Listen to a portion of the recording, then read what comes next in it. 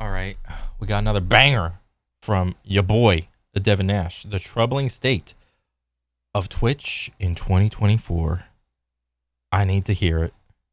And he got his little thumbnail with the down arrow, red down arrow, red down stonk, this big old zero. What is happening? Going on the Twitch platform as of 2024. We're going to find out. We're going to watch their announcement at TwitchCon of all of the updates they're doing and kind of. What is this scroll bar? Is it what? Why do I have a scroll bar? What is this? Discuss the direction of the platform and what's been happening with it. Maybe it'll go and away. we'll kind of end up full circle figuring out what is going on with the platform, what is happening with the declining viewership, and so on. So thanks for joining me. Let's get started. So we're going to look at what's going on with Twitch. So every year Twitch has like this opening ceremony thing. They talk about like what's going to happen with Twitch. The last like several years have been really uneventful. I don't think this is going to be any different. So we're going to go through it pretty quickly. My guess here is they're probably going to announce like some upgrade to 1080p and probably some update with AV1 and maybe some update with like VOD playback. The 1080p? Because I know Twitch doesn't stream in, like, it says 1080, but it's not actually 1080. It's like, was it like 936 or something? It's some like weird ratio thing that some people have actually like min-maxed to have like a super crispy look, but on Twitch, for the most part, it says 1080, but it's not 1080. I mean, I don't really notice it. A lot of times when I'm watching Twitch, it's just on my side monitor. Didn't know, I'm Dan Clancy, CEO of Twitch. Okay? Got that out of the way. All right, it's always great to come together for TwitchCon in such a beautiful city. I hope all of you are as excited to be here as I am. So we've got so much excited in store for you this weekend. Damn, the camera pan out to the shorts and the sneakers. What a baller. But before we really get into things, I want to give a big thank you to our presenting sponsors, AT&T, Capcom, Chevron, and Samsung. Those are big sponsors. Yeah. Actually. Capcom actually goated Devil May Cry, Street Fighter, Monster Hunter. Good job, Twitch sales team. This is a deliverable line item. So there's actually a price attached to what he just did, right? He did that call to action in the title ceremony is like $30,000 per sponsor or something like that. Some crazy number like that. Now, one of my favorite things about TwitchCon is that the moment you walk through these doors, it's impossible not to feel a sense of community. I've never been to a TwitchCon, neither do I want to. I don't want to meet any of my favorite streamers. I know that sounds weird, but like Devin's little side panel looks pretty similar to mine. I know like the whole Twitch celebrity thing, it's like, I'm just like you, I'm so relatable. In some people, and then other people a little more like amped up, like what's the word? Enthusiastic versions of themselves. That's fine. That's whatever. They're just people at the end of the day that chose to turn a camera on and stream themselves. Yeah. And also, I am so selfish. I want to preserve the image that I have of these people in my head. I do not want to see them regularly. All right. So nobody really cares to see Clark Kent. Everybody wants to see Superman. Nobody wants to see Clark Kent do like normal shit. Nobody wants to see Superman do normal shit. The only reason people want to see Clark Kent do normal shit is because it's Kal-El's depiction of like a human and what he thinks like an average human would do. It's like, oh my God, he's like all timid and like kind of like he's scared of a lot of stuff. He you know, he's like kind of a beta, more or less, is what Kal-El is. And the only reason people want to see it is because if you know, You just want to see like Kal-El like do that little impersonation. But given the choice between Clark Kent and Superman, everybody would rather watch Superman. I don't want to see any of these people when there's just no camera on. That's just me. Like, yeah, it's like, oh, they can offer great insight with business, give you some great life advice, maybe. I don't know. Maybe I'm like weird. Such a better public speaker than Emmett Shear. We all crave. Our mission is to create belonging by enabling streamers to build community. Dan's been an amazing upgrade to Twitch. He is and he isn't. Like, he's such a good person when it comes to like interacting with broadcasters and like the public-facing community, but he doesn't drive shareholder value. Like the company's still not profitable. It's exactly what I said in like my prediction video. It's like that I made like years ago when he came on. It's like Dan is a really nice guy, and it's really cool to see him interact with people on streams and do all these collabs and stuff. But he's not the type of executive that's like gonna make the hard decisions to like push Twitch out of the red. And that eventually is going to cost them a lot, maybe the platform. And when people are able, I still think he's like miles above Emmett Shear as a CEO, though. Yeah, nobody even knew jack shit about Emmett. He was just like, yeah, I own everything. He just existed and didn't really do anything community facing. Dan, he's just out there all the time. He's got his own little Twitch stream, his own little Twitch channel. He's on other people's streams. He's at all these like events. He's out there. He's just living it up. Kai's sleepover stream with Kevin Hart and Drewski went viral, breaking the North American viewership record with over 720,000 concurrent viewers. That was legitimately like one of the best pieces of content this platform's ever had.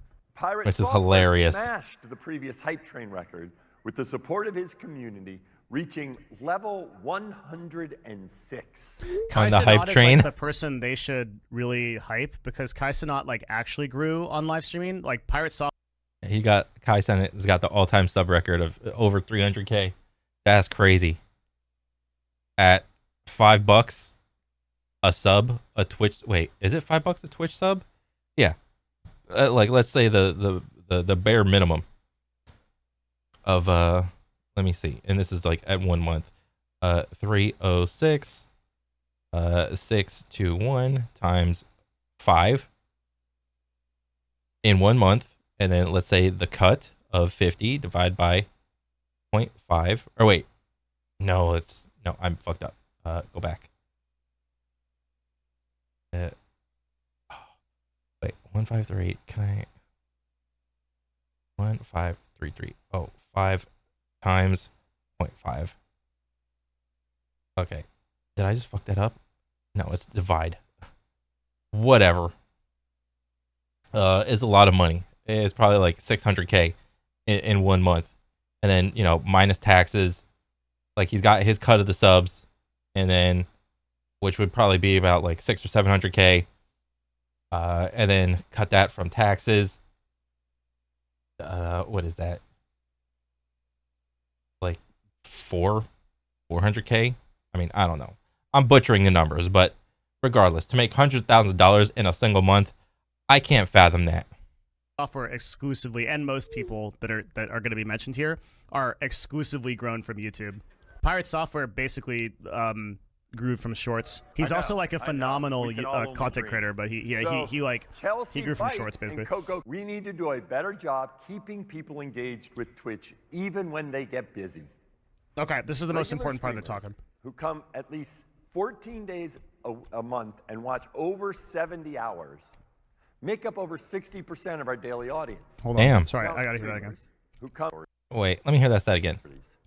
First, we need to do a better job keeping people engaged with Twitch even when they get busy. Regular streamers who come at least 14 days a month and watch over 70 hours. Streamers that... What was that sentence? Streamers that go online for more than 14 hours? Make up over 60% of our daily audience. Okay, so I think what he just said there, he said he didn't say it right, but he's saying regular viewers that come at least. Now, streamers. at least 14 days a month. So what is that? So what, like 3, 6, 9, well damn, 4, 12, like 3 to 4 days a week. Who come at regular least viewers 14 days 14 a month and what? watch over 70 hours.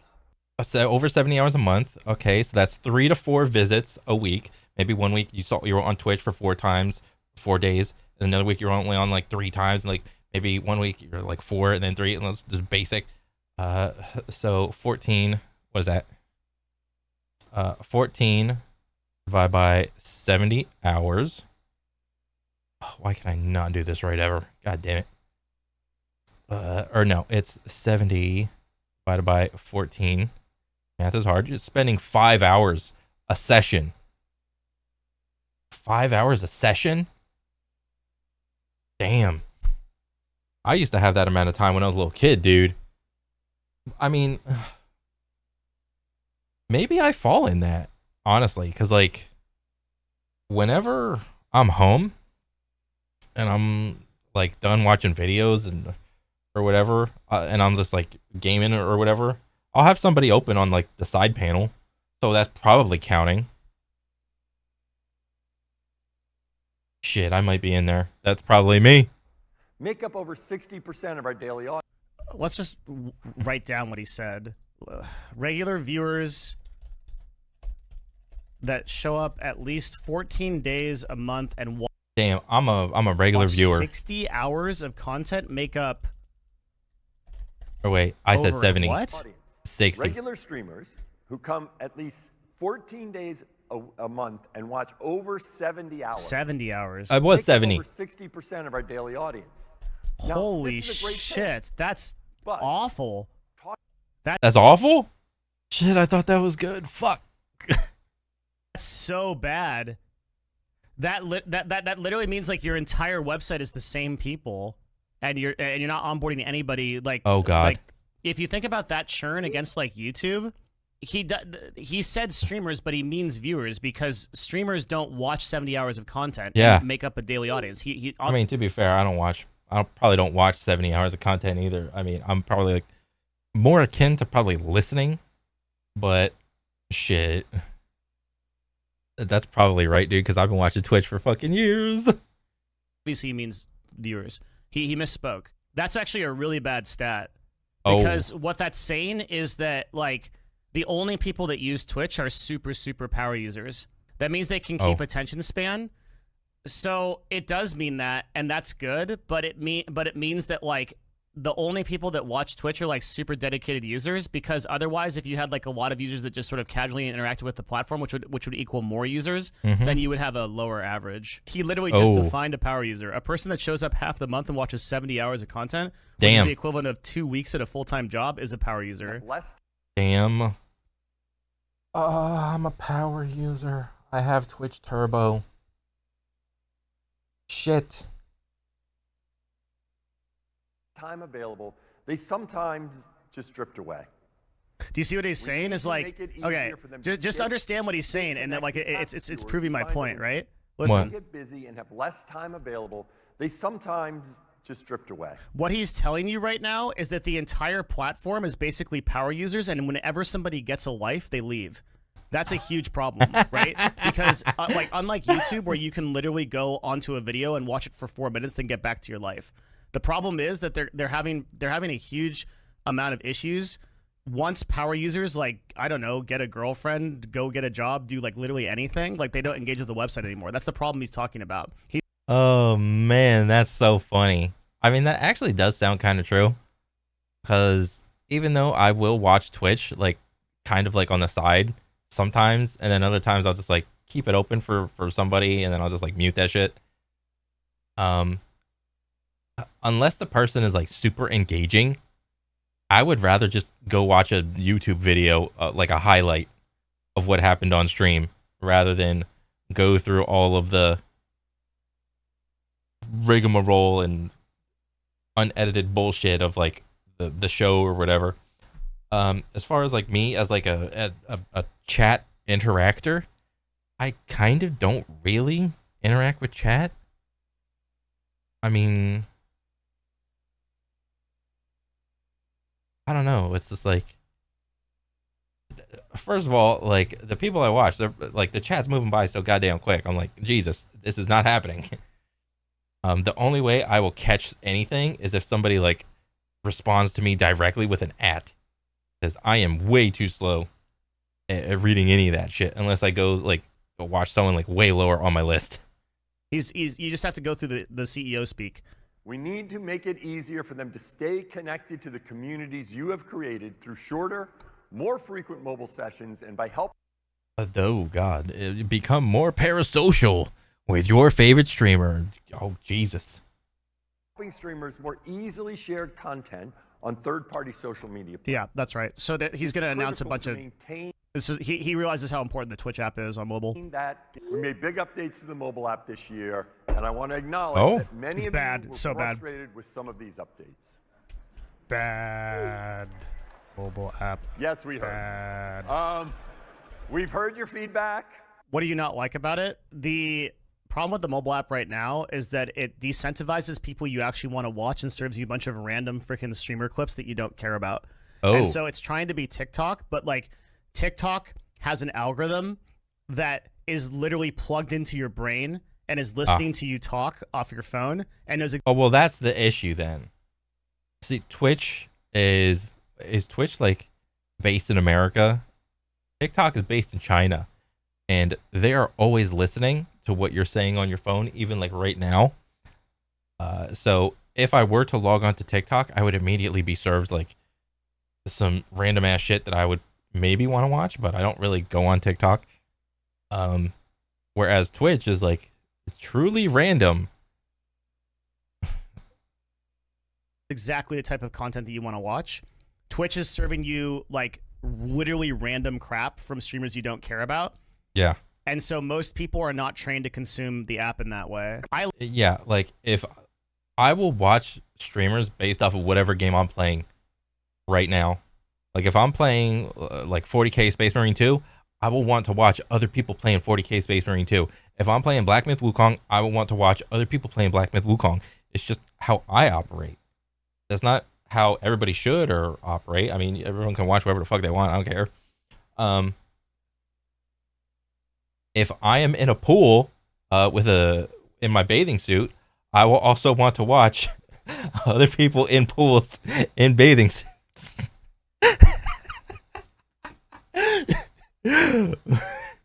I literally just want to watch like Soda or Asmon or something on my app, and it takes me like fucking 17 clicks to get there. Yeah, same. Our previous mobile app was basically a port of the website to mobile, and we have not updated the app in 7 years. Mobile has changed a great deal in this. He literally just outed himself. Well, not him, but like, I mean, this is him trying to be like a transparent and like honest guy or whatever. But he's like, we haven't updated this shit in years. Such an insane thing to say in 2024. Yeah. We haven't updated our mobile experience, which is 45% of our users, in 7 years. Battle brother. Yeah, that's bad. You've just gone full heretic. Expect to be able to quickly get to content. And this is particularly true for new viewers. And I think I understand, maybe a little, maybe I don't, but I think I understand the dichotomy. People who watch Twitch on PC are like older, base, core, power users. People that watch Twitch on mobile are probably like younger, just younger people. So this turns into an old people versus young people thing. I watch Twitch on PC, I watch it on mobile. So he's probably like gonna say something like, we're gonna start like focusing on all like the mobile app a little bit more, which like if you're like a core power user or whatever, like you're an older person like me, it's like, okay, like me personally, I don't give a shit because I don't watch Twitch on like my phone. But I mean, I don't know, it just doesn't really pertain to me. So you're not really reducing my viewer experience in any way. So yeah, do whatever you gotta do, Twitch, get your bag. Over 70% of our viewers come to Twitch for the first time on the mobile app, and we need to do a better job. This is what I mean by like Twitch being such an insanely incompetent organization. 70% of users come to Twitch first time through a mobile app that they haven't updated in 7 years. In 7 years. Do you realize what an insane thing that is? Like, no. That is, imagine being in any company and you're like, okay, where does 7%, where does 7% of our user acquisition come from? Oh yeah, it comes from the phone. Okay. Next topic. You don't even discuss that. Yeah, you just let it go. Like, if 70% of your total new users, like, we wonder why Twitch is down year over year. If 70% of your new users come in through something that hasn't been updated in 7 years, and then you wonder why you're down like 10% YOY, like, come on. That is down tremendously. It's not a problem until it's a problem. That's the good old fashion American way of doing business, what I've seen. It's not a problem until it's a problem. It's crazy. Why is he posting his L's like this? Genuine question. This is a good thing for a CEO to do. I think CEOs taking massive ownership of problems within companies is really admirable, and I think Dan's a good executive for doing it. Yeah. The problem is that, like, the product team doesn't have the ability to make good on these promises. So, like, Dan himself, like, if this entire organization was Dan's, we would get, what's going to happen here is, like, he's going to tell us all the ways that this should be improved, but we're not going to get any, like, actionable changes. Right. Because once his messaging filters down into the product teams, it gets lost in the bureaucracy. That's the problem.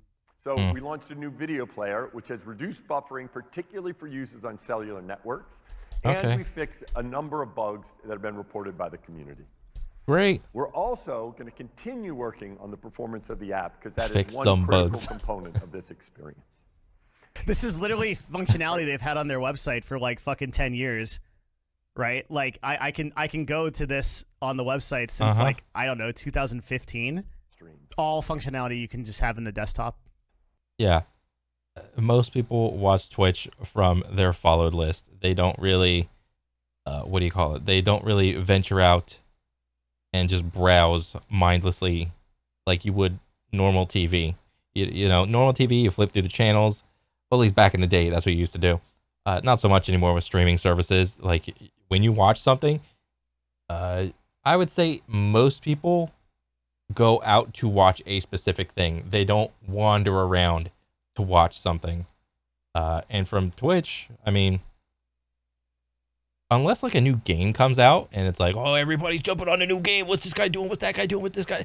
You know, you'll get like a little bit of that. People jumping around. Most people just got their maybe handful of people that they watch and then just watch from the follow list. Ugh.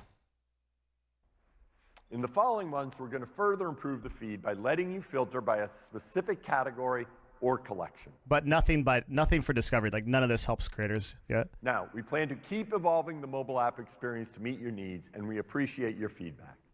You know what's crazy? Can we talk about clips for a second? Twitch had clips and shorts figured out like before YouTube Shorts and before TikTok was even on the market. Really? And they didn't do anything with it for years. That seems like a bonehead move. If all they had done was make like a twitch.tv/clips, and then they had made that like algorithmically driven, they would have like cornered the market on shorts before anybody got into it. But they were so lazy, they literally didn't allow there was literally no way to share clips besides manual links. Oh, so they were doing, they share the same characteristics as all of their top creators. Lazy. And clips wouldn't have had any pickup whatsoever if it wasn't for our live stream fail, which was the only like clip aggregator. So they literally relied on Reddit. And by the way, this existed for like 4 or 5 years. Damn. This was like the case for like 4 or 5 years, that the exclusive way to find anything via clips was literally LSF and Reddit. I had no idea. And like, I think to this day, we still don't have like a reliable clip. I don't even go on like LSF. Like I used to when I first found it out. I was like, oh, what's new? What's popping? And then once I got like the general idea of like what type of people were on the subreddit, I'm like, this is too much baggage. I'm out of here. discovery system, if all you did was just copy Reddit, if all you did was just add like an upvote system for clips, like in-house discovery on the platform, you could have literally made so much money. And then not only that, you could have also run ads against it, and it would have been super cool. Oh, and it would have helped people get discovered. So like, I'm so uninterested in any updates to clips on the Twitch platform because I feel like all of that is circumvented by the superior discovery of TikTok and YouTube Shorts at this point. Ooh. Yeah, that said, like, okay, I do think that like once they update this clip stuff, I actually do think that it will improve discoverability for creators. It's just so late. What prevented this kind of stuff from being implemented before? Just too many cooks. Like, so many problems with tech organizations can be summarized by too many cooks. So a lot of you probably have heard about corporations, and you've probably heard that corporations can kind of do two things, right? They can either be these pyramidal organizations, or they can be what's called a flat organization. And throughout 2000 like 5-ish, but probably no, 2005 was like EverQuest-ish, like 2010-ish to like 2000 to now, like flat organizations became more popular. The idea was that if you had like a lot of different people collaborating at the same levels of authority, then more stuff would get done, and it would also be like more inclusive. And the idea of like having like big bad CEOs at the top level was starting to go out of fashion, and so people wanted to like have more agency to be able to make decisions at these levels. Okay. And yeah, I've seen a couple clips of Dan Clancy, and I've seen like how he tries to describe how he runs Twitch. He tries to let every little department do their own thing, and he doesn't really try to like wave around his like CEO dick and just completely negate somebody else's decision. It's like, okay. I mean, that's just what I've seen. And so you saw things like at Riot Games, where the CEO of Riot Games would sit in an office with literally like product developers and people like right next to him and make the same decisions. So the problem with this is a couple of things. It actually turns out that the people that raise up to C-level and VP levels, not always, but often, are far more competent than the people that are at lower levels of management. And so when you put them on the same level and you give them less decision-making power, their ability to push things through the company disappears. But even if you don't consider that, having one person that says, okay, guys, this is what we're going to do. We're going to push this forward. Let's get it done now. When you eliminate that kind of impetus, what happens is like you get these meetings where you'll have what's called ICs, which are individual contributors. All of these people are individually contributing to the project, and every one of them has a different opinion of how it should go, and they're all trying to contribute that opinion, and they're all trying to get that stuff featured, but there's no authority matrix. And so what ends up happening is that like the product gets like 50 kind of half-done, half-baked features, and nothing ever gets done. And like nobody actually has the authority level to say, hey, can we like cut all the bullshit and actually push this through? And so like if you ever see like an enormous amount of bureaucracy happening at any of these like sort of FANG corporations, like this is what's happening. These kind of problems, like at a lot of levels, they plague Google, they plague Twitch, they plague like Netflix. That like there's just too much going on. And in reality, like what you should, and this is why like as much as like I have a lot of problems with Elon as a person, and also what has happened at Twitter, and I just made a video about that. Oh shit. One of the things that I really appreciate about Elon is what he did at Twitter when he literally went through, he emailed every IC at Twitter. This is an insane thing to do, by the way. He emailed every IC at Twitter with like a very simple message. What did you get done this week? And if you couldn't answer that question, you got fired. And so as a result, like 50 or 60% of people literally got fired overnight. And I wish I could have kept all of the doomer posts where like, do you guys remember this? Like people were— Damn, that's crazy. Because it's like, yeah, it's like you have to be able to see it from both sides. From the business side, you want to have people working for you that provide the most like value, effort, put in the most time and effort, and it's like you want those people to like work for you. You want good workers. But on the other side, if you were like one of the 50% of people that you couldn't really answer the question, it's like, well, shit, you just lost a job. And isn't Twitter based in like America or whatever? It's like, oh my God, I thought you were like so patriotic and all this blah, blah, blah. It's like, you're just like you're just canceling my job. And it's like, what am I going to do now? I'm jobless. And it's like, it's your fault. And it's like, it's two-sided. Were saying goodbye. They were like literally like deleting their Twitter accounts, or like literally this was the last day of the platform because the platform was going to shut down. The 6, platform literally had zero downtime. 6,000. Nothing ever shut down. Everything was much more efficient, and that was exactly what I said was going to happen. But like everyone's like, no, like the platform's going to be over. Like it ended up that like literally 50 to 60% of the people at Twitter did not need to be there. Damn. Like actually just like didn't need to work there. So like, wait, let me see. So like 6,000 people. What's like an average yearly salary? So 6,000 people times, I don't know, what's like a decent number? 40, 50K? Let's just say like 45.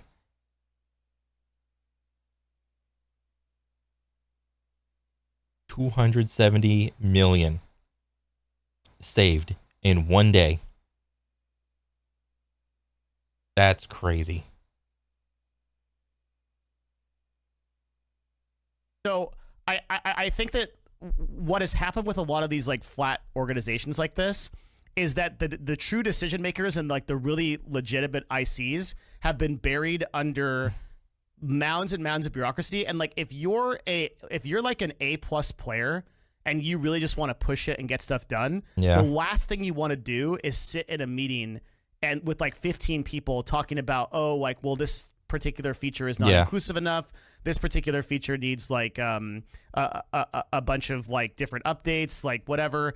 You want to just get stuff through. And so yeah, I think this was going along the same lines as that one video I watched of that factory worker dude saying he was like a real worker, and like a lot of the team members he was with were just like bumming around on their phones and shit. And merely doing your job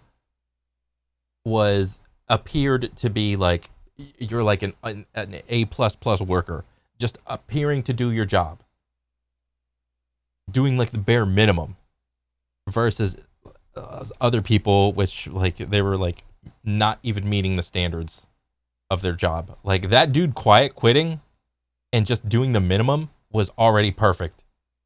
Everyone else that wasn't even like doing the minimum, they were just bumming around, and it's like it just dragged that guy down too. So shit, man. So like when that doesn't happen, like those people get bored and they leave for companies where they can make more of an impact, or they go to startups.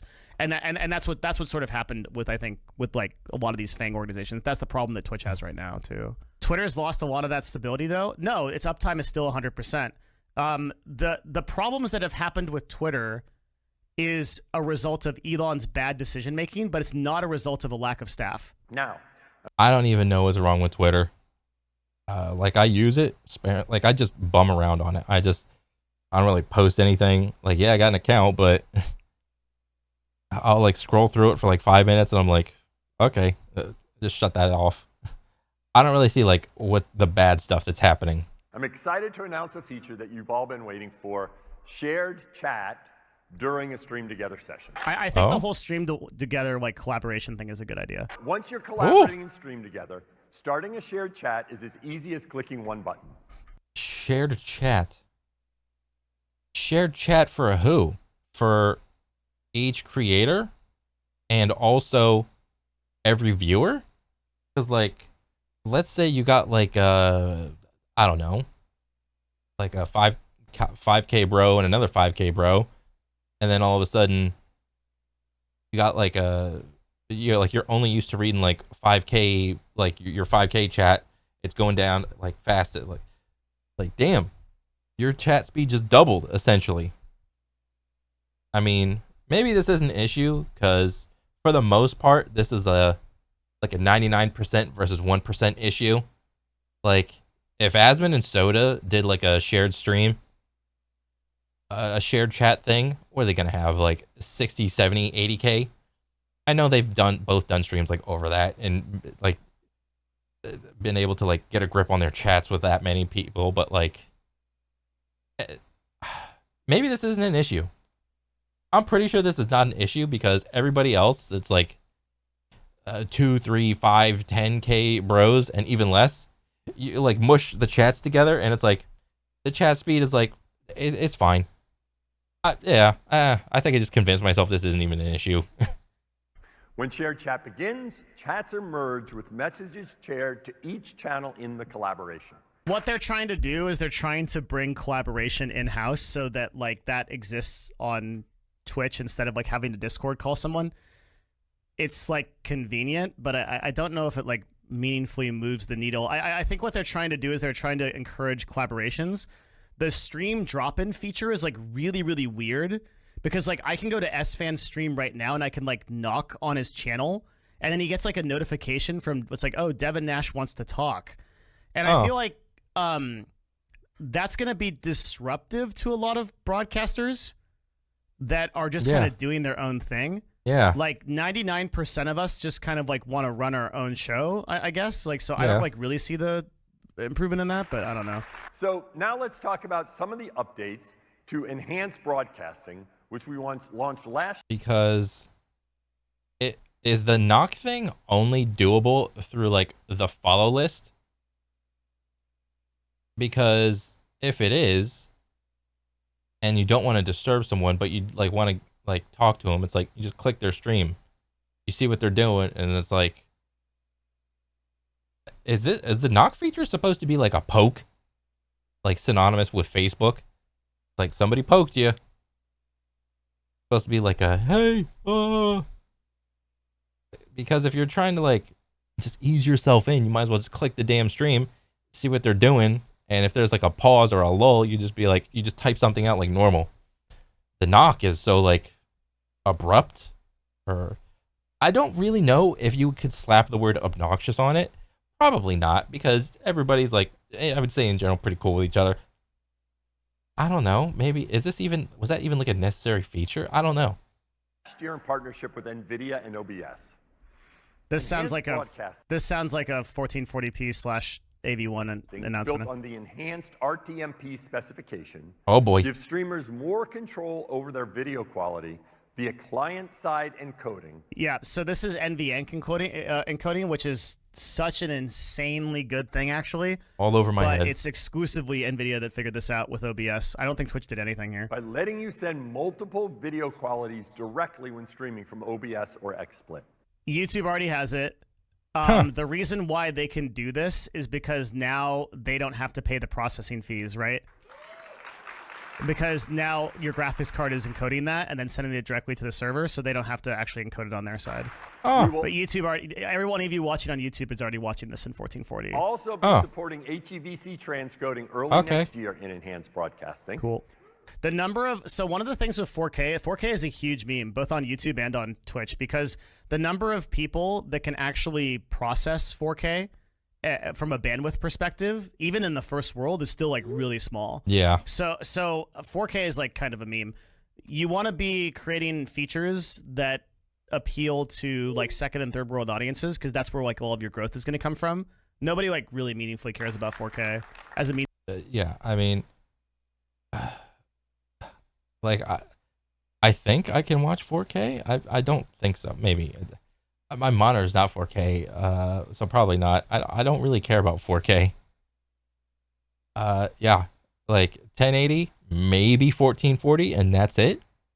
Anything else is just like, I don't know. It's like if you want a better resolution, it's like you're watching the stream for like a specific visual thing to look better. And as far as I'm concerned, there's damn near almost nobody trying to push the limits of anything visual. There's like maybe 1 or 2 people, and even then, it's not even that much of a difference from the jump to like 1440 to 4K. Into discovery. Next year, enhanced broadcasting will also enable you to stream both vertical and landscape video at the same time, so your viewers can get an optimal viewing you can do this with a plugin of OBS. experience that you control. I guess it's cool they're bringing this in-house, though. No matter what kind of device they're watching from. This year, we launched Power-Ups. Now, Power-Ups are a fun and interactive way for viewers to influence streams while supporting the streamers. That's just like a big, obnoxious emote. Like, what? They love. Since we launched Power-Ups, we've seen more than 4 million redemptions. The newest way to engage with communities on Twitch using bits, viewers can redeem unique rewards that enhance what's happening on the stream. Power-ups are available within any affiliate or partner channel. Monetized streamers can earn revenue from power-ups. I mean, I guess. I mean, I don't fucking stream on Twitch or anything. It's like, why would I want to have like emotes like littering my screen just because somebody donated and they want some attention? Fuck that. To join the fun, simply launch the power-ups. Oh, do the streamers set what these rewards are? Oh. Gigantify an emote, on-screen celebration, drink coffee. No one ever uses it? I think I've seen the gigantifying emote, and then I look over and I'm like, what the fuck is that? How'd they do that? And then I'm like, okay, whatever. That's stupid. You can make a giant emote. Okay. Now we're working on a feature that Giant poggies. That's what everybody should make. Giant poggies. that combines the fun of Power-Ups with the community experience of Hype Train, all using bits. With just one tap, you'll be able to react to a moment in the stream with an emotion or a sentiment. TikTok. Like a laugh or a heart. Oh. They saw how insane this is for TikTok Live, and they're like, we literally have to implement this stat. They gotta do like Twitch is trying to make their own Glizzy Man. Or also the NPC thing. I think that's what this is. The NPC era. From a business standpoint, this is a super good decision because, dude, this freaking farms money on TikTok. It is so crazy. And it's also a good idea for them to do this via bits because bits are such they're such like a sleazy way to get a huge percentage of money from the user. Like, what is the split on bits? So if you buy bits, I have never bought bits. I am not donating any money to any of these dudes. I got my little Twitch Turbo and my Amazon Prime that I'll give to somebody randomly. But that's about it. I don't think I've ever really donated like money to anybody or bits. Like, I'm not made of money. No thanks. it's like, what's the split that Twitch gets? It's like insane. Yeah, this is absolutely a feature. As an evil CEO myself, this is absolutely a feature that I would implement as fast as possible. From there, others can join in to add their reaction and support. Do you guys think this is disruptive to streams? Turning taps. I don't know, because most of the time I'm just watching like Asmon, and he don't fucking enable any of that dumb shit. But it is actually funny because when I do adventure into like some of these other people, and they do have it enabled, I'm like, I'm out. I can't. I was there. I can only take so much of Joe Schmo, thank you for the 100 bits. Dibbity Boo, thank you for the $100 donation. This guy, 123, thank you for the gifted subs. That guy, thank you for the bits. Oh my god, we're on like Hype Train. I can only take so much of that. I mean, you're great. You're getting your bag. Whatever. Me as like a regular dude, just like watching whatever. I'm just like, if it becomes too much, I'm just like, I'm gonna step away. I'm gonna click somewhere else. That's just me. I am 34. Okay, that's just me. Maybe other people that grew up in this era of Twitch are used to it, so they think it's normal. But that's just not for me. When it happened a moment. We want our rules to be easy to follow, and we want you to be able to learn from your mistakes. So we're making a few updates soon. First, we're going to be giving you more clarity about violations. I think Oh, we'll see about that. We'll see about that, man. That's a shot call. That's Babe Ruth sitting at home plate, pointing at the stands. Now we'll see about that, buddy. I think that one thing we need to give Twitch credit for is they've actually done really well with the ban system. You guys remember when it used to get banned for just the dumbest shit imaginable? Like the trust and safety team basically had like total power over everything, and that stuff like mostly doesn't happen anymore or gets reversed really quickly. I think they've addressed the ban situation really well, and that most people that get banned probably deserve to be. In sharing an excerpt of chat if the violation occurred in chat. And then early next year, we'll begin providing a clip of violations that happened during a live stream or VOD, so you can see exactly what happened. Because all the edgy streamers have left? Maybe. So maybe. You can see what you did, what policies were violated, and if you feel our decision was incorrect, you can appeal. This is objectively good, though. Like getting exactly what you were banned for. This is a good update. Let's get to strikes. Oh, As boy. you all know, Again, I think the reason I don't watch TwitchCon is because essentially this is just for like creators, and I could give less of a shit about like the inner workings of the creators and whatnot. currently strikes last forever, and there is confusion on how partners and non-partners are treated. Yep. We've seen that the permanent... If you make the big money, you get the big sweep. We'll do some sweeping for you. We'll help you out. If you like a mid-tier bro, you got to get made an example of. That's how it is. If you think it's not, you delusional. Permanent strikes are a big problem for streamers who have been streaming for a long time, as they could be banned for small infractions. And we're working on a big change to our strike system, and strikes will now expire over a certain amount of time. Yeah. Oh shit, that's so funny. That's just like you're saving up and you're banking to do like an edgy thing, and like you pop off with your edgy joke or whatever, and then it's like, okay, you got to be a good boy for like another X amount of months, and then once that is over, you pop off and do like another edgy thing. Bro, he just created his fucking system for that. Oh my god, because before it was kind of like wishy-washy, but now it's like set in stone. It's like a cooldown till you can like pop off again. Yeah. Oh, look at the timer. It's like a timer. I just feel like they're so far behind. Like none of this is innovative. Like all of this is stuff. Like this is YouTube. All the changes we just saw was like TikTok stuff. Like don't get me wrong. Like all of this needs to be on the platform, but none of it is like changes that actually move the platform forward. It's all like stuff that, you know, yeah, this is like a really great thing. Like, and it's good that that strikes expire and stuff. Once you have a total of 6 active strikes, your account will be suspended indefinitely. Damn. This is like an incentivization for you to do some edgy, funny shit. If you just do like some edgy, stupid shit, nobody cares.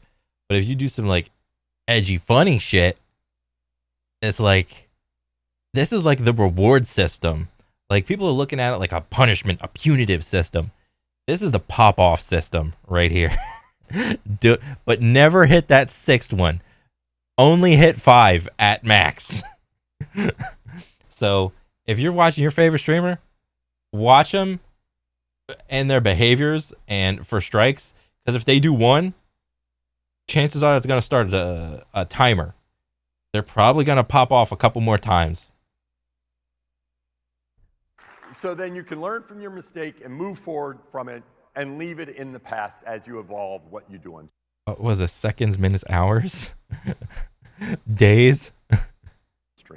I actually really like this though. I like that they're doing 6 versus YouTube doing the 3. I think that 3, especially when it includes copy. More forgiveness for the edgy shit.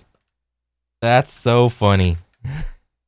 Right, violations can result in people getting banned and like losing their entire channel with like no recourse, and that pretty much prevents this with Twitch. I like this update a lot. So, connection and engagement are essential to building strong community. That's true on stream, but it's also true when it comes to Twitch and our streamers.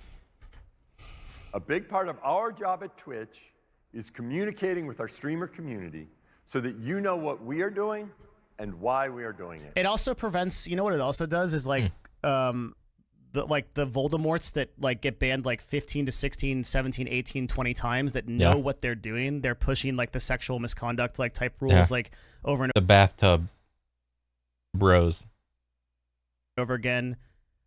In theory, that should give them a strike system that actually gets them permanently banned. I don't know if Twitch is willing to actually do that. Like, because a lot of those creators drive a ton of revenue for them. We'll see. So I'd be like pretty impressed if they actually permanently ban those streams, but we'll see. We also have an important role to help community members connect and engage with each other. So Patch Notes has become a touch point between Twitch and our streamers, and we continue to pair that with live streams specifically dedicated to important announcements so that we can offer clarity and information. All right. Now, as we think about engaging directly with more streamers, Spanish language streams have grown to be the second most popular language after English. Yeah, this is eBay type stuff. Like, the best thing they could announce here is like an auto translation feature. This would be an example of like getting ahead of YouTube. I know they're not going to do this. Ooh, that'd be really cool. Like if there's like some sort of like AI thing that like voices over and like quickly, what do you call it? Translates the Spanish to English. But just to add like an extra like second or two of like, I don't know, buffer time or lag or whatever, so that like I can watch it, bro. That would actually be pretty cool. Like what I could be turned into an eBay like watcher if that's what he's talking about. I mean, I'm not like if he's talking about only subtitles, I ain't watching that shit. I ain't reading that shit.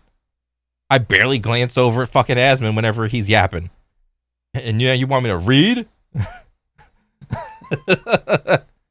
But like, if they were able to announce something that auto-translated in closed caption, which YouTube is working on right now, with over 2.4 billion this would be so cool. In 2023. There's no way they're going to announce that, though. There's no way. So this is a massive accomplishment, and Spanish language streamers are creating some of the most entertaining. They need to cater to Spanish language on Twitch so bad, though. To engage with Spanish-speaking streamers, we launched our first ever Spanish language stream on /Twitch, Vamos. It's a new quarterly series where myself and Spanish-speaking Twitch staff discuss the latest announcements and chat with is there a translator? And highlight some of the cool stuff they're doing. And they have a physical streamers to provide live translation. They have a physical translator. Oh, that is kind of funny. Like he just got done saying we're gonna do some like closed caption shit, but then he's gonna use physical. Yeah. I don't know what I expected. Twitch streamer Susie Rocks provided live translation and did a great job creating a seamless multi-language viewing experience. So those are just some of the ways we're engaging with streamers. YouTube literally announced like not even 5 days ago that they're going to be putting automated translation in videos, and they're rolling that out in like the next 2 months. And this is like, hey guys, we had a stream with a person translated in real time. That's like some United Nations level of backwards. But we also know that there are so many benefits to helping streamers engage with each other. Last month, we successfully launched our first 2 creator clubs, focusing on DJs and IRL streamers. And we're thrilled to announce the next 4 creator clubs, artists/makers, music, VTubers, and co-working/coding. What is this? What's a club? Geared around... It's a club. I'm probably not in it. And you aren't probably in it either. Not talking to Kevin. Or, I'm not talking about Devin. Just you in general. Helping streamers find communities. Clubs are inspired by Twitch's Unity. Wait, what? Creator clubs? Bro, there are already creator clubs. It's just they're not like public. They're called like inner circles, like friend groups. That's the whole reason all these little like organizations like everybody has. Everybody's got their own little org. Those are the creator clubs right there. Just because you have a creator club does not mean you're going to break up these like orgs that these creators have already created. I don't know if this is a good idea. You're either part of the inner circle or you're not. guilds.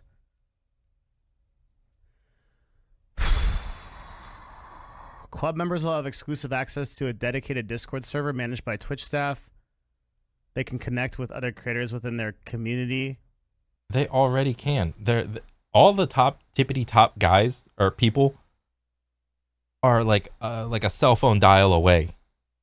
They already have, or unless this is like maybe like a mid level or like a lower level thing that they're trying to push. It's a Discord. Okay. It's like a Discord for partners and affiliates to get together. Oh, that's why. It's probably like a lower level thing. Okay. Of the same ilk, so like all DJs can talk within a Discord moderated by Twitch staff. Yeah, you don't want your shit to be like moderated by Twitch. Yeah, if you're gonna talk to someone and try to do a collab, why not just have a private conversation on Discord with them? Why do you need to be like overseen by somebody? Are you not a fucking adult? Can you not control yourself? Cool. Sounds like resources I'd rather go to new features, but okay. Yeah. Cool. So I guess we get 1440p. The mobile app. He never went back to that, did he? He was talking about the mobile app, and he was like, there's going to be some stuff, and we fixed some bugs, but then no part of the announcement actually addressed anything about the mobile app, besides the part where he said everything that was wrong with it. That's kind of funny. The most important part of this entire announcement was when Dan said this stat. This, to me, kind of like summarized the entire announcement. That regular viewers show up at least 14 days and watch 70 hours of content, make up like 60% of the audience. This is why year over year you're seeing like stagnancy here. And I think that the stats speak for themselves. The number of hours watched is going down, and the number of average viewers is going down. People see the entertainment loop, I'll say. You know, video game, you got a game loop, entertainment, viewing. There's like a viewer loop, an entertainment loop. And they see it, and then most of the time, all of these guys, they have multiple social medias. They put out their little highlights on YouTube, TikTok, Twitter, whatever, Instagram, whatever. They put all their highlights, the good shit you want to watch, on all these other social media sites. So if you want to see it be made like live, like you go and watch the live stuff. You go post your W, your L, your whatever you want to chat. And then if you want, but or you could just go watch a YouTube video at your own convenience. And I think that's like the most important thing. It's the at your own convenience. Like, yeah, a lot of these guys are like dedicated and show up at the same times and do their thing. And that's great. But if I got to go to work, or I'm like messing around, I'm like playing with my friends, if I'm like younger, you're like going to like school or whatever, you got other shit to do, and like your favorite streamer streaming, I'm just gonna catch like a highlight on YouTube or something, or maybe I'll watch the VOD on Twitch, maybe. But if not, I mean, shit, I'm just gonna go on YouTube. The number of peak viewers is going up because events are carrying the platform. That's people like Kai Cenat and Ebai. But like the overall engagement with the platform is going down. In 2020, nobody cares about seeing this shit live anymore. All the magic of live is washing away, which is fine. I mean, it makes no difference to me. I mean, it's just a show. If you miss a day or two, it's like, oh, whatever. Maybe my favorite streamer was smart enough to put his highlights somewhere else. Maybe he can catch my statistics, catch my view somewhere else. I have no loyalty to any social media platform. 23, those numbers were even worse. And a 5% decline in platform adoption is significant compared to like YouTube and TikTok that are still growing. So and then in 2022 we saw a 7% decline. Wait, no, you guys didn't see that. YouTube gained 100 million users from 2022 to 2023. What is going to happen when YouTube obtains global brand recognition saturation levels like Facebook? What is their game plan then? Because we saw what happened to Facebook. Like, so many, there's like billions of people that have a Facebook are on it. But now what? I don't think any real business has had a plan for what to do after they've reached like total global saturation. It's like, what do you do now? Well, you apparently, if you're Mark Zuckerberg, you try to make a whole new world with the metaverse. Oh, and then in 2022 we saw a 7% decline in average users watched and average viewers. What's happening here is that the majority of Twitch users are power users, and a lot of them are just growing out of the platform. So they're growing out of the platform because the content on Twitch, for the most part, is not changing. And like, as much as I respect these individual content creators, yeah, pretty much everyone on this list right here, and these are all like 20K plus people. Yeah. Whether I clicked on their stream in 2020 or I clicked on their stream in 2024, if you removed the date from the stream and you removed like the current events, you wouldn't really be able to tell that it's any different. Yeah. And so that's like, it's not a comment on the content creators. It's like the platform itself is just not innovating in terms of content, with like a few exceptions. The only thing that I think, the only people that I really think are like advancing the platform forward are like people like Kai Cenat, who are doing like Elden Ring playthroughs and stuff that's like really unique. And but then you get into the whole argument of what is innovative content and what isn't. I mean, Kai playing like a fucking Souls-like for like a marathon, and you get to watch him sleep afterward. Like, Jesus, who the fuck is watching this dude sleep?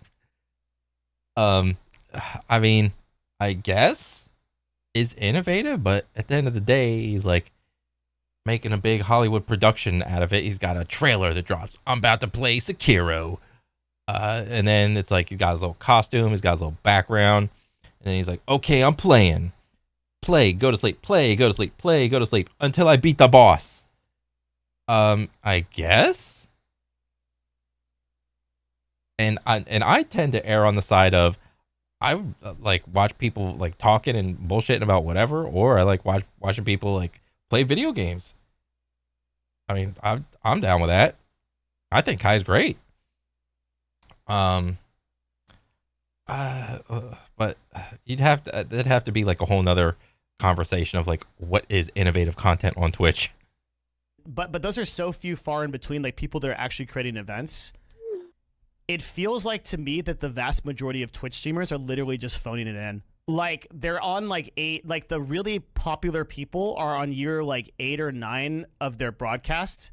Mm-hmm. And they're generally pulling in like, you know, north of like 300 or 400K a year.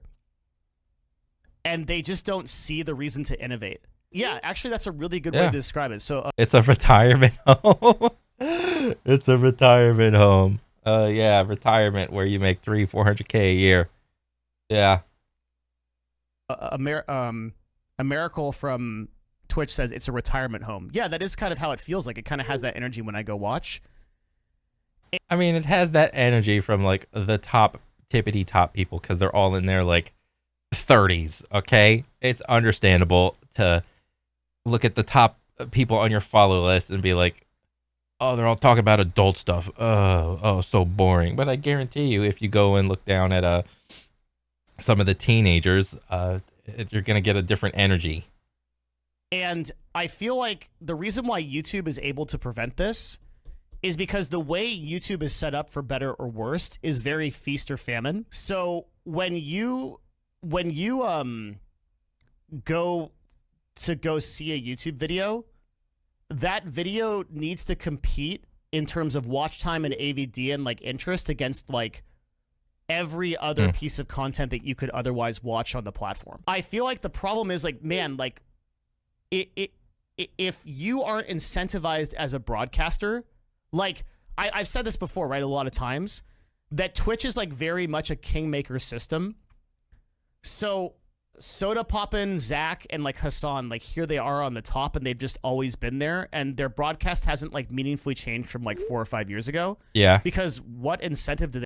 Steven Destiny got banned from Twitch on yeah. I remember. They have to change it. Like Hassan has been the top political streamer on Twitch since Destiny got banned. Yeah. All he needs to do is like pull up CNN and like react to like kind of whatever Joe Biden or Donald Trump is doing, and bam, he gets, you know, a couple $1 million a year. There's just no real reason for him to innovate. It's not his fault. It's just like the platform set up these kingmakers, and so they kind of just do the same thing because. And then on top of it, what do people congregate to?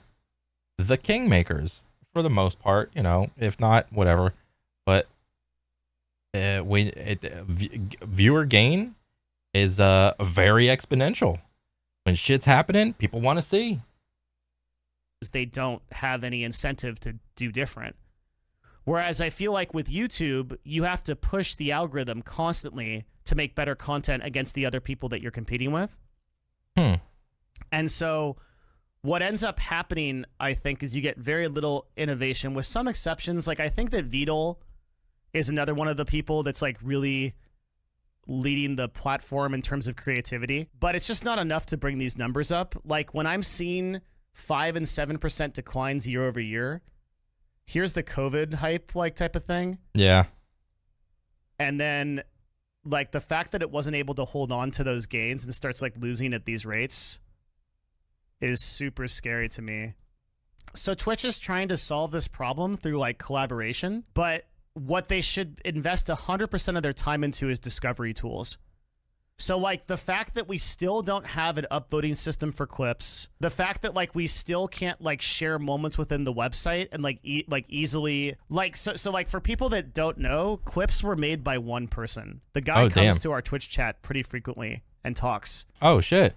And that's pretty cool. What they should have done is expand that team to like give that dude like 50 people, and they should have made those like totally the focus of the website is like algorithm driven funny content and like viral content that got people into watching other streams. Yeah, just steal YouTube's algorithm, TikTok's algorithm for shorts.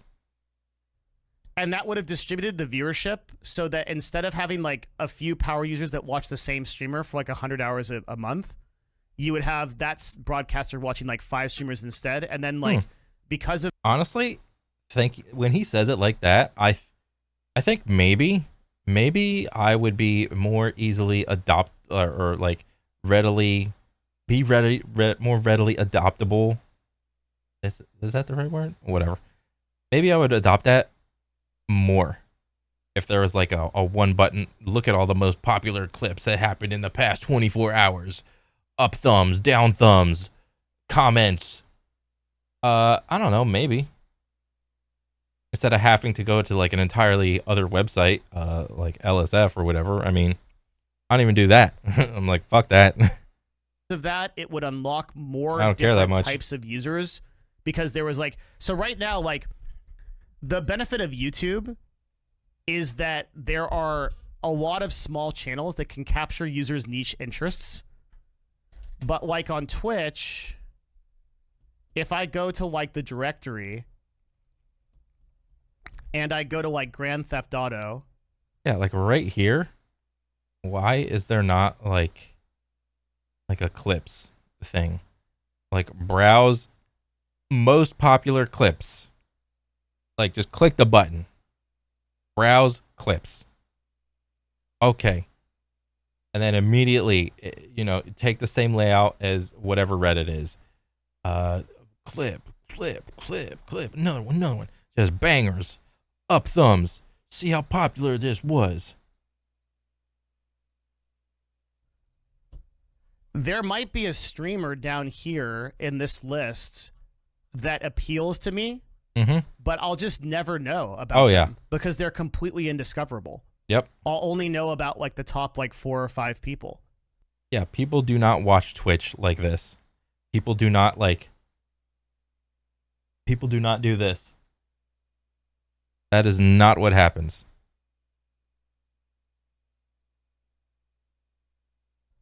So the problem is that like with YouTube, that stuff gets served out to you because the algorithm is good. But if this like 45-person viewer had like a popular clip that popped off on like a good system that shared that stuff, maybe some people that would have otherwise not discovered him would have discovered him instead.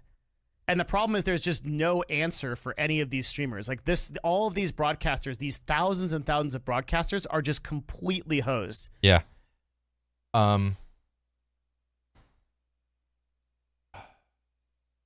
This would push everybody equally to come out with like, crazy content and try to leverage that little ban thing, or the 6 strike doodad. It'd be so funny. Like every clip is like a ban or something. It's like, I got banned for this, and then it's just clipped, and then you got like five clips for 5 bans. It's like, okay guys, the next couple months I gotta be on my best behavior. So, and then they wait for the cooldown to go off. This is great for small streamers and maybe not so good for big streamers, because big streamers are already on top. They don't give a fuck. They're the king makers. They're the kings. They're chilling at about a 5 or a 6 on effort. And now you want them to put forth more effort to try to stay relevant. I don't know if they're going to like that with everybody, with the sheer massive amount of people. I mean, but even if that were the case and we had like a clips thing with like up thumb, down thumb, wouldn't it still like just be like these people's like massive communities just up thumbing and down thumbing their own clips? So these guys' own communities would just have the top clips as well. I mean, I don't know. In terms of discoverability, and they could be perfectly good streamers. Yeah, like they could be like absolutely great broadcasters in their own right. They probably are pretty good and pretty entertaining. And sadly, there's just no way to discover them. The only way to actually... Yeah. And with streaming, it's easier to stream when you have more people watching. It's easier to stream when you have a bigger chat, a faster chat to, bounce off of whatever's happening on your second monitor. It is. Everybody admits it. It's not a secret. Actually find them is if they make YouTube content or they use platforms of actual discoverability. These are problems that we talked about all the way back in 2020. So until Twitch like addresses the core issues of the I just don't like kind of see the platform really succeeding in any meaningful way. More of the same. Oh, all right, that's pretty cool. Yeah, I mean, I didn't even know TwitchCon happened. Like I said, that's more of like a creator thing. But I mean, if that's what they're trying to innovate on and like making the mobile app better and whatnot, fine, great, but whatever, do your thing, man, do it. I mean, I have no loyalty to any platform. It's whatever, but Devin's stuff is always so insightful because he's on the inside, and even like some of these top streamers will just defer to Devin on certain topics because he is that knowledgeable. He's that awesome. But yeah, another banger. But yeah, that's pretty much it for me. I'll catch you guys on the next one. All right, later.